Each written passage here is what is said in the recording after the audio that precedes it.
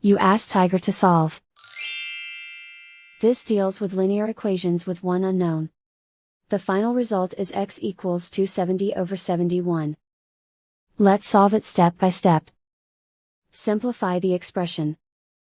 Group like terms. Simplify the arithmetic. Group all constants on the right side of the equation.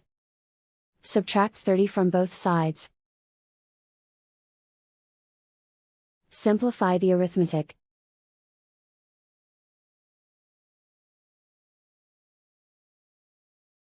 Isolate the x.